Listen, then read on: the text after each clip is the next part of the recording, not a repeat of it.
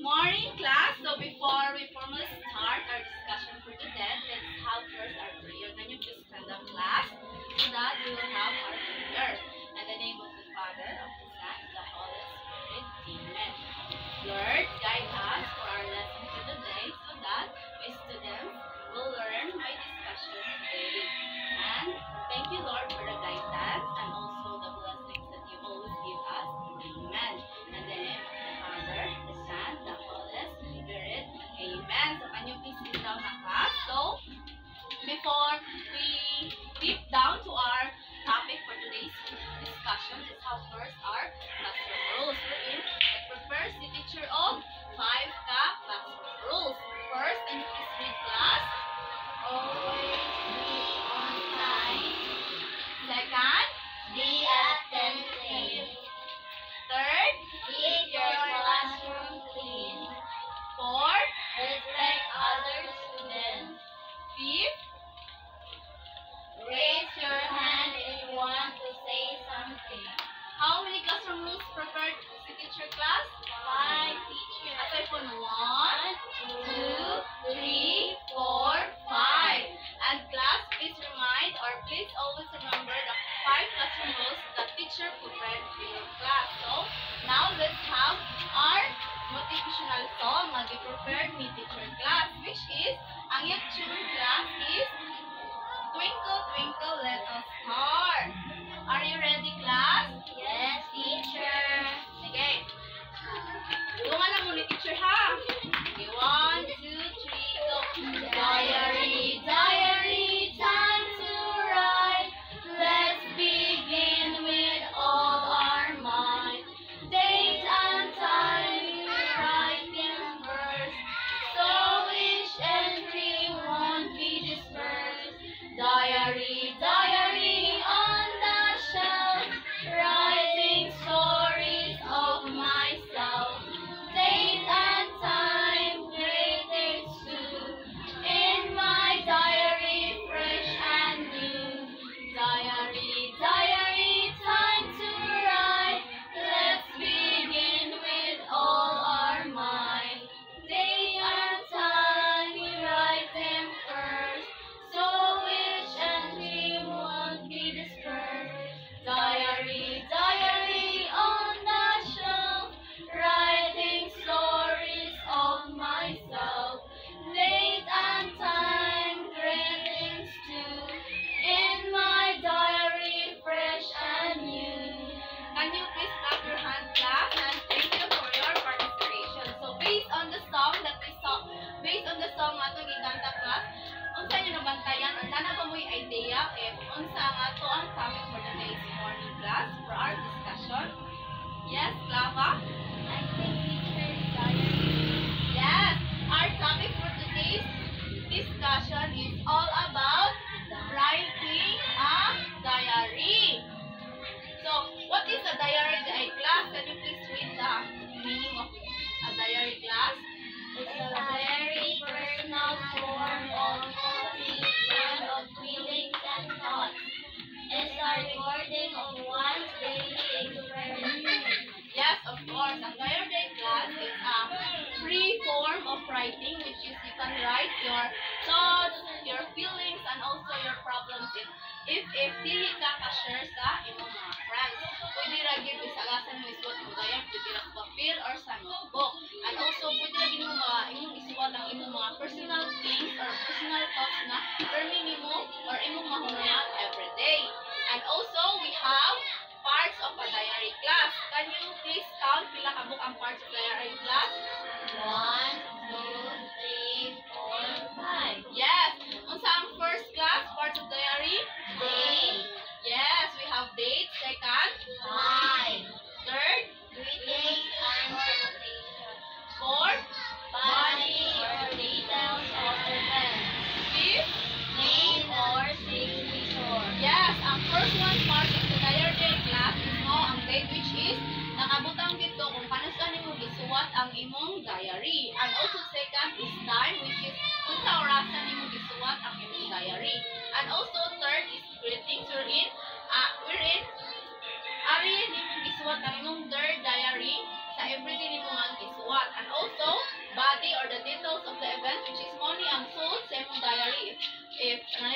kan iswat dito nga karong adlaw na ba kay problem. So that mo na ang body sa imong diary. And also naabot tay name and signature, which is mo ni siya ang imong gibutang imong name sa kinaubsan sa part sa imong diary class. And also we have, if naatay part of the diary, naabot tay mga important key nga kinahanglan nato inumdumon of writing a diary class. First is Keep your thoughts organized. yes, ang diary writing a diary is important siya because it helps your mind to, or it helps your thoughts to organize, especially if when you're writing a diary. Because when you write your diary is imo ginang i-organize imong mind is unsa ang nag-una hangtod unsa ang the-end sa imong pagsuwat sa imong diary. And also second is Improve your writing ability. yes, improve your writing ability, which is sa sige nimo og suwat-suwat sa imong diary, ma-improve nimo ang imong writing ability. And the third one is Set and achieve your goals. yes, of course, in writing diary pwede po din nimo isuwat dito ang imong mga goals or pwede ko ka mag-set of goals na gusto mo ma-achieve. And also fourth one is Release your stress. yes, maka-relieve siya sa imong stress because if dili nimo siya ma-talk sa personal sa imong friends, pwede gid mo siya isuwat sa imong diary. And the fifth one is Boost your memory. yes, of course, boost your memory because if na kay mga memories na gusto nimong hinumdumon, pwede ra gyud nga imong ipakilay sa imong diary so that maka-remember na ka nga kaniday adlaw, kaniday orasa is mo din yung mga na-experience nimo. Can you please count how many the important writing of a diary class? 1, 2, 3, 4, 5. Yes, we have 5 importance of writing a diary. So now, the teacher will have some example of a format of a writing a diary.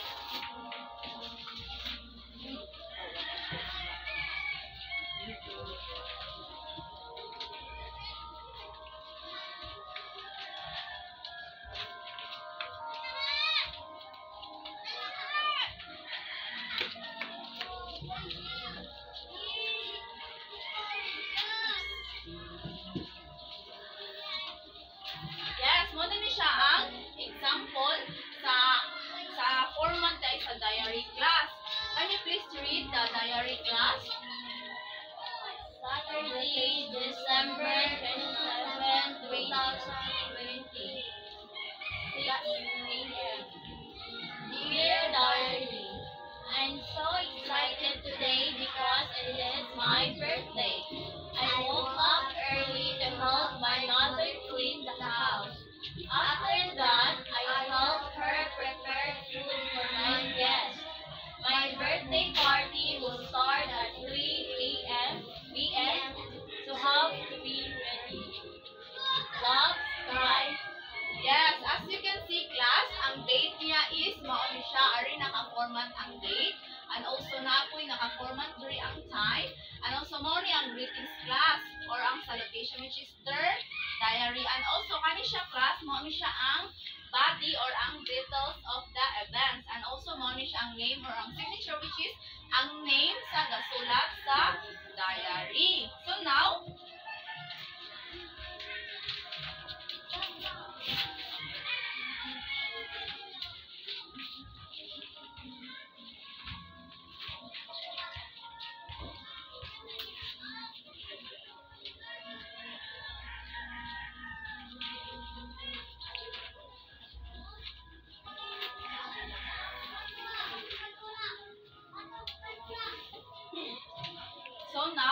Flava, can you please put asa dapit ibutang ang date? So that makuan gid nako nga kasabot mo asa naka-position ang mga parts of a diary class.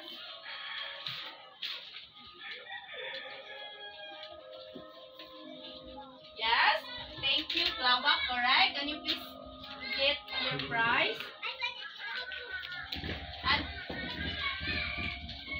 And Dungog, can you please trace asa ang time?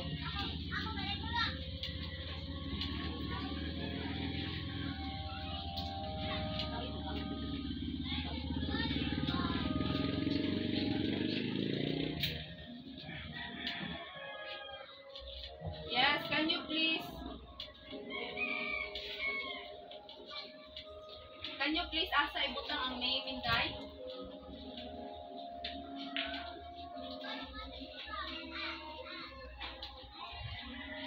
Yes, correct. Can you please get your prizes, class? Lava, can you please put asa dapit ang body?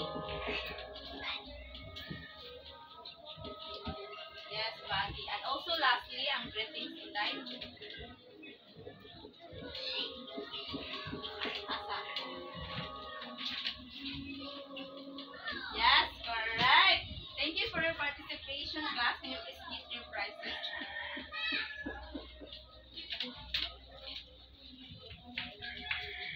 Okay, correct. So now, ako medyo nabantayan no, nga nakasabot na mo sa atong discussion and also sa atong topic. So, I have prepared some group activity. I will group you into 3 groups, which is each group will have one representative after they answer the after you do the group activity. So group 1 is write a diary using the given details inside the box. And also the group 2, identify the parts of the diary, entry in each number and choose your answer inside the box. And also group 3 is write your own diary. Use the space below.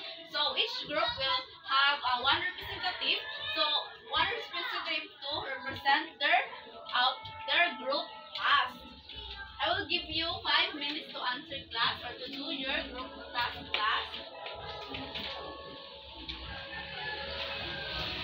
Are you done, class? Yes, teacher. Can you please pass the paper?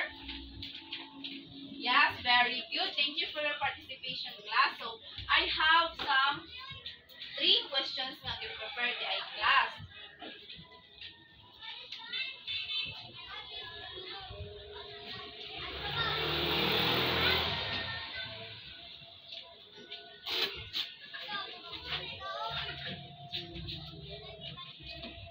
Janine, can you please read the question and also answer? Can you please stand, Janine? For question number 1, what is a diary? So a diary, teacher, is dito yung shot, isuwan ang mga thoughts or mga ideas na teacher. Yes, very good. Can you please give your prize, Janine? Yes, correct. A diary is a personal type of writing class, which is what imong thoughts or feelings. And second is what are the importance of writing a diary? Can you please name it in die, Dungog? It relieves your stress. Yes, one of the importance of the writing a diary is it relieves your stress. And also lastly is what are the parts of the diary? Obregon? Yes, date. One of the parts of the diary is date. And we have the time, the greetings, the body, and also the name. So now, naka-understand naman dyan mo sa ato ang discussion. Let's have our assessment. Teacher Aying prepared this paper, which is you will answer in that paper. And also, this one is read the sample diary and answer the question below. Underline the letter of the correct answer. And the this two is a true or false. Choose true if the statement is correct and false if the statement is incorrect.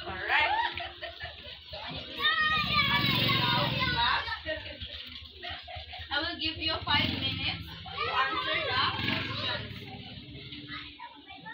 Are you done, class? Yes, teacher. Can you please pass it? Thank you.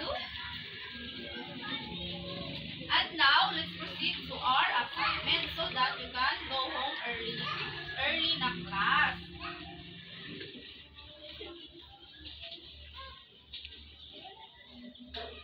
Can you please get your assignment notebook, class, so that you can write the assignment task?